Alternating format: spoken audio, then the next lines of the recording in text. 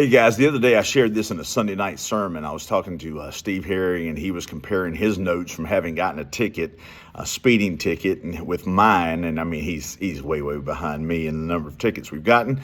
But he just wanted to share that he'd gotten one too. One make me feel better, and I don't feel good when people get tickets, but and I didn't even feel good when Steve did. But I do appreciate the sentiment, appreciate him, calling me and say, "Hey, look, man, I got one too," and everything. Somebody else was in the boat with me, but again, he's way behind on pullovers and things like that. And that foot gets heavy. I'm moving the needle, if you will. I'm moving it from 0 to something else, or I've got it on cruise control, and I'm adding a mile per hour until I feel like I'm within a good range. I don't try to get too crazy with that, but certainly I have been in places. And what'll happen a lot of times is, I'll be going through a small town, but out on a highway in a small town.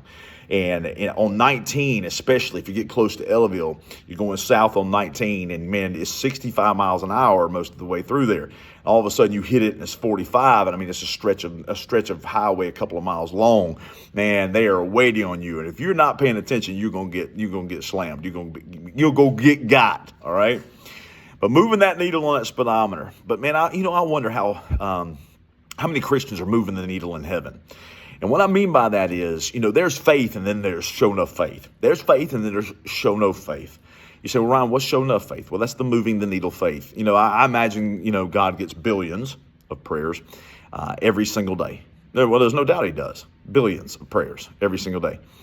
And he works his way through that because he's God. He has the ability to do that, and it's not even a problem for him. It's simple, but there are some prayers where God's pretty impressed. You say, well, I don't think God's any more impressed with one prayer or another. Oh, really? Oh, really? Well, the centurion in the Bible certainly impressed him. While he's walking on earth, and the centurion comes to Jesus and says, hey, I'd like you to heal my servant. Well, sounds wonderful. Sounds wonderful. Of course he'll heal him. But he says, look, you don't even have to come to my house. I'm a man under authority, and you, Jesus, are a man with authority. You understand authority. You understand authority. You don't have to come to my house. Just say the word, and he'll be healed. I know that. And Jesus responds with, I haven't seen faith like this in all of Israel. It impressed him. It moved the needle, if you will. I wonder what miracle do you need? What miracle do you need that is so big everybody laughs at you? Everybody laughs at you and thinks you're crazy.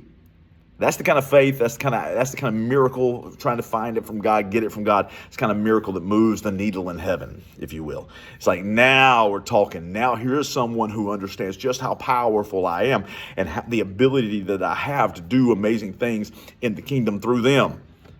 So do you have that kind of needle-moving faith, mountain-moving faith? Do you have that kind of faith? What is the miracle that you need? And are you believing him for it? Because that kind of faith will impress the Lord. That kind of faith will move the needle. Love you guys. Bye-bye.